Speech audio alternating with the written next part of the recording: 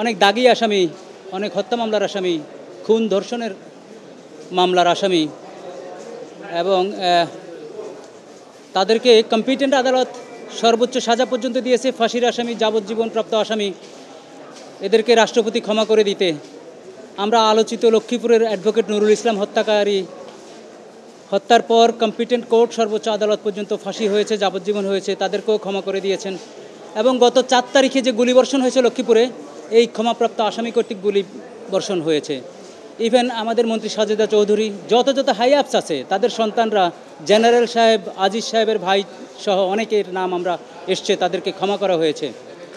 আমি জানতে চেয়েছি যে একজন হত্যাকারী, যাকে হত্যা করা হয়েছে, তার স্বজনের সাথে কোনো রকম কথা না বলে রাষ্ট্রপতি যে কোন ক্যাটাগরিতে কী বিবেচনায় তাকে ক্ষমা করেছে এটা জানানো দরকার এবং এটা রাষ্ট্রের মালিক জনগণ এটা জানার অধিকার রাখে। আমি 91 সাল থেকে এই পর্যন্ত চেয়েছি, যেহেতু আমরা এই পর্যন্ত আমরা সালকে অনেকে গণতান্ত্রিক সাল বলি, অনেকে এই মাঝামাঝি অনেক কিছুকে অগণতান্ত্রিক বলি, যেটি হোক, রাষ্ট্রপতিকে আমরা নির্বাচন করে আমার রাষ্ট্রের পাহারাদার বানাই, হেড অফ দ্য গার্ড যেটা আমরা বলি কনস্টিটিউশনে। সেই গার্ডের যদি আচরণ এমন হয় যে খুনি, সন্ত্রাসী এবং মাফিয়া, যাদেরকে বলি মাফিয়া ডন, এদেরকে যে ক্ষমা করা হয়েছে, যেভাবে পত্রপত্রিকা এসছে, এর বাইরেও কারা আছে।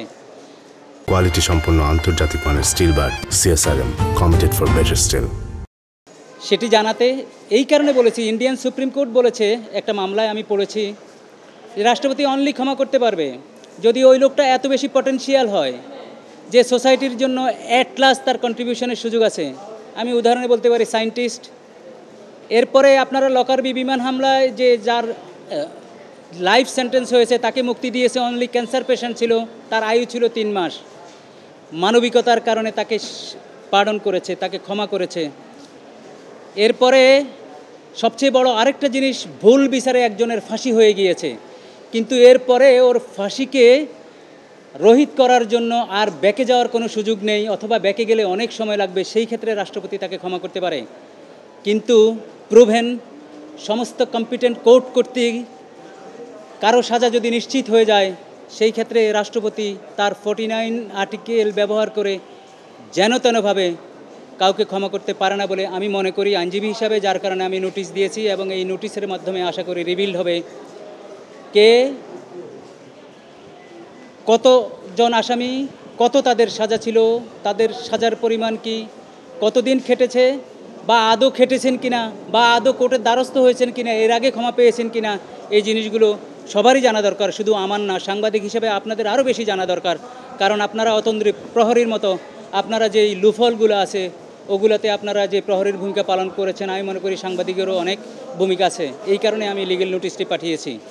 আমি 4টা জিনিস বলেছি যে আপনি যেই অথরিটি ব্যবহার করেছেন সেই অথরিটিতে ওদের ক্রাইটেরিয়া কী ছিল, এবং যাদেরকে ক্ষমা করেছেন সেখানে কোনো তদবির হয়েছে কিনা, সেখানে কারো কোনো সুপারিশ হয়েছে কিনা। কারণ আমরা জানি রাষ্ট্রপতি এবং প্রধান বিচারপতির নিয়োগ ছাড়া যেই কোনো কর্ম প্রধানমন্ত্রীর সুপারিশে রাষ্ট্রপতিকে করতে হবে।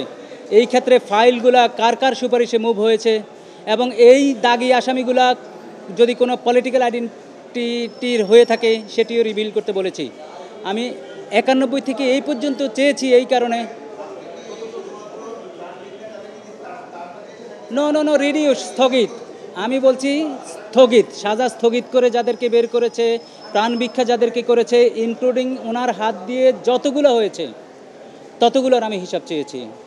তো সুতরাং আমি রিড করব না, আমি রাষ্ট্রপতি তো ইমিউন না, রাষ্ট্রপতির সচিব আছে, আমি শুধু লিস্ট চেয়েছি। এই লিস্ট তো ইমিউনের বিষয় না, আমি তাতে দণ্ড দিতে যাচ্ছি না।